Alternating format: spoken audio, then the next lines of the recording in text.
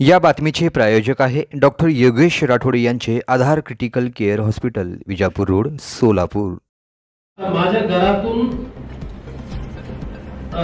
Slaughter हाऊसला घेऊन जायची, एक 5 किलोमीटर आहे, कसं करायची? ट्रान्सपोर्ट सर्टिफिकेट ते ट्रान्सपोर्ट सर्टिफिकेट कोणाकडून घ्यायची? ते मी बोललं तर किंवा लेटर दिलं तर देणार किंवा जानवर घेऊन जायचं देणार। तिथपर्यंत जानवर कशासाठी येऊन देणार? तिथपर्यंत जानवर कशासाठी येऊन देणार?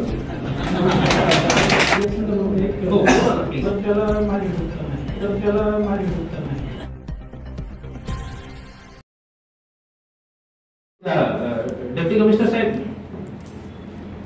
काही शंका असा आहे, ते एक एक प्रश्न विचारणं सुरू केलं तर आम्हाला मीटिंग संपवता येत नाही, पण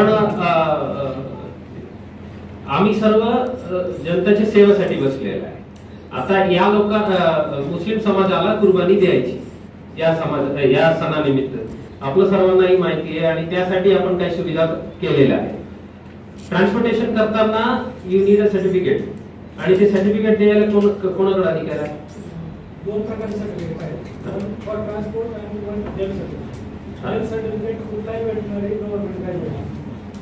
गव्हर्नमेंट ग्रॅज्युएट, ते गव्हर्नमेंट डॉक्टर असणे आवश्यकता नाहीये। गव्हर्नमेंट कॉलेज मधून वेटनरी डॉक्टर म्हणून सर्टिफिकेट असलं तर चालेल, तरी चालतंय। परंतु आपल्याकडे पशुधन विकास अधिकारी प्रत्येक तालुक्यामध्ये किमान 15 लोक आहेत, ओके, तर ते सर्टिफिकेट देतात। परंतु ट्रान्सपोर्ट प्रमाणपत्र देण्यासाठी सहाय्यक आयुक्त, जे की आपल्या जिल्ह्यामध्ये 6 ठिकाणी आहेत।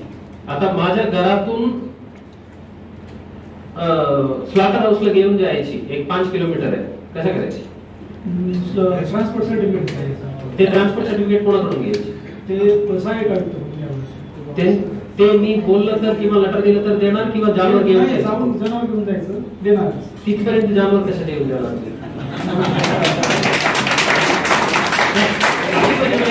आणि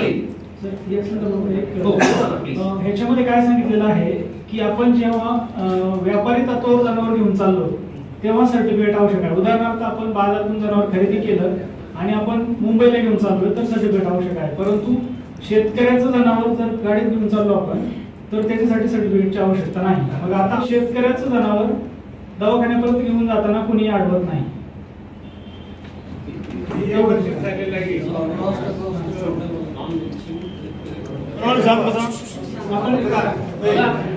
तुमच्याकडे जे असं रफ माहिती आहे ते ऑफिशियली साहेबांचं मत काय ते विचारतो, आपल्यासाठीच विचारतो, आपशी बोलू नये।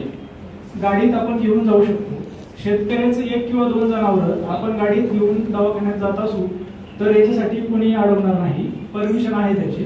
परंतु जर आपण कमर्शियली जनावर लॉंग रूटला घेऊन चाललो, पर्टिक्युलरली हायवेला, तर मात्र आपल्याला अडवण्याची शक्यता आहे। दुसरे जे संघटने आहेत त्यांनी अडवतात, त्यांना काय करायचं? तो जागेवर कुणी येत नाही, 2-3 माणसं असतात त्यावेळेला येऊन त्यांना सांगतात आणि त्यांचे जनावरे सुद्धा काढून घेऊन तुम्ही कोर्टामध्ये सांगतात।